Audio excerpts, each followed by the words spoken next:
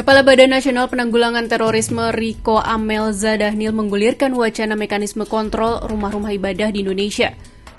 Wacana ini disampaikan BNPT saat rapat dengar pendapat di Kompleks DPR Senayan, Jakarta, Senin 5 September 2023. Kita perlu memiliki mekanisme kontrol terhadap penggunaan atau penyalahgunaan tempat-tempat ibadah yang digunakan untuk penyebaran paham radikalisme.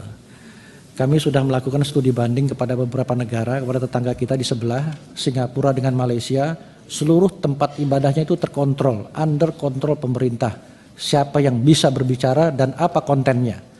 Demikian juga negara-negara Timur Tengah, di Oman, di Qatar, Saudi Arabia yang sudah kami datangi, kemudian termasuk di Maroko yang kami datangi. Semua masjid, tempat ibadah, petugas di dalam yang memberikan tausiah, memberikan khotbah, memberikan materi, termasuk kontennya di bawah kontrol pemerintah. Mungkin dalam kesempatan yang baik ini kita perlu memiliki sebuah mekanisme untuk melakukan kontrol terhadap seluruh tempat ibadah, bukan hanya masjid, tapi semua tempat peribadatan kita. Siapa saja yang boleh memberikan, menyampaikan konten di situ, termasuk mengontrol isi daripada konten, supaya tempat-tempat ibadah kita ini tidak dijadikan alat untuk menyebarkan ajaran-ajaran kekerasan, ajaran-ajaran kebencian, menghujat golongan pimpinan, bahkan menghujat pemerintah. Terkait wacana ini, Majelis Ulama Indonesia pun langsung merespons. Ketua MUI Anwar Abbas mengungkapkan wacana mengontrol rumah ibadah bertentangan dengan konstitusi dan akan mengganggu ketenangan umat dalam beribadah. Majelis Ulama Indonesia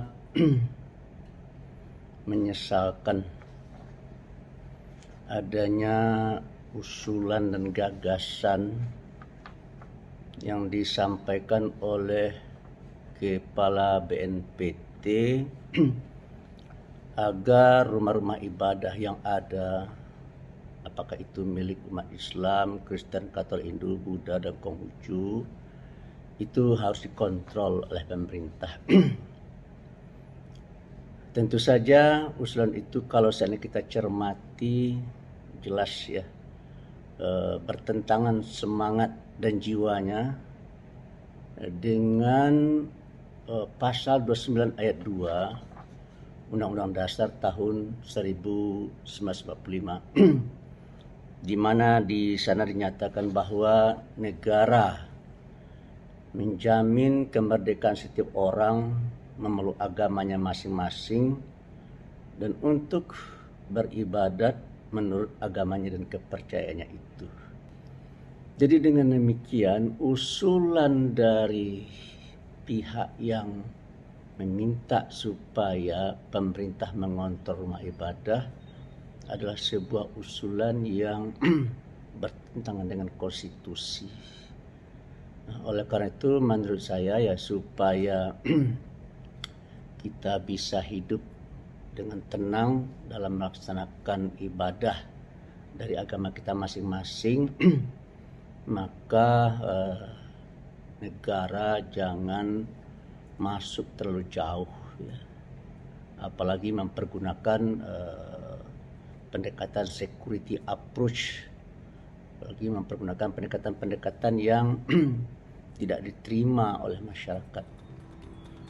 Rumah ibadah tak hanya dinilai potensial sebagai lokasi penyebaran paham radikalisme. Di tahun politik, rumah ibadah kerap juga digunakan untuk kampanye.